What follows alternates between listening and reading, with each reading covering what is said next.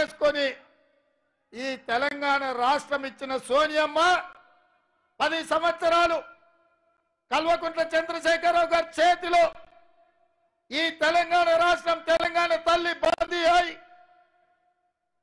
అన్నమో రామచంద్ర అని తెలంగాణ ప్రజలు అడుక్కునే పరిస్థితి, దొరగారి గడిలో తెలంగాణ తల్లి బందీ అయి నన్ను ఇడిపించే వాళ్ళే లేరా ఈ తెలంగాణ రాష్ట్రంలో అని మొరబెట్టుకునే సందర్భంలో సోనియమ్మ ఆశీర్వాదంతో లక్షలాది మంది కాంగ్రెస్ పార్టీ కార్యకర్తలు నడుము బిగించి దొరగారి గడిని బద్దలు కొట్టి తెలంగాణ తల్లిని విముక్తి చేసి ఇవాళ తెలంగాణ ప్రజలకు స్వేచ్ఛను ప్రసాదించింది ఈ తెలంగాణ ప్రాంతం. మాట ఇచ్చిన సోనియమ్మ మనకు 6 గ్యారెంటీలను ఇచ్చింది.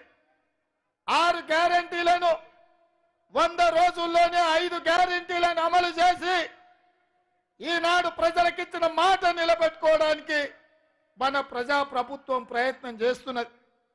ఇక్కడ మా అక్కలు ఉన్నారు కుడి పక్కన. ఆనాడు మా అక్కలు బస్సు ఎక్కాలంటే ఇంటాయన ముందల చేయి చాపాలి.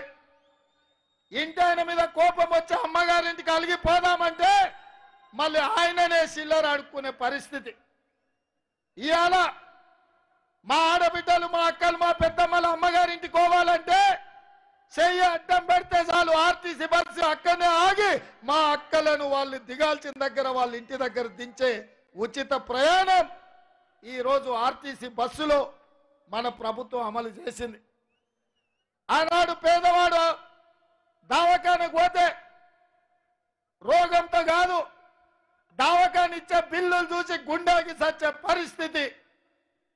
కానీ డాక్టర్ వైఎస్ రాజశేఖర రెడ్డి గారు రాజీవ్ ఆరోగ్యశ్రీ పథకం ద్వారా పేదవాడికి కార్పొరేట్ వైద్యాన్ని అందించాలని యశోద అపోలో ఆసుపత్రిలో బెంచ్ కారులోనే కాదు గంజి దాగే పేదలకు కూడా వైద్యాన్ని అందించాలని ఆనాడు 2 లక్షల రూపాయలతోని 20 ఏళ్ల కింద ఉచితమైన వైద్యం అందించి పేదల ప్రాణాలు కాపాడింది సోనియమ్మ రాజ్యం కాంగ్రెస్ ప్రభుత్వం.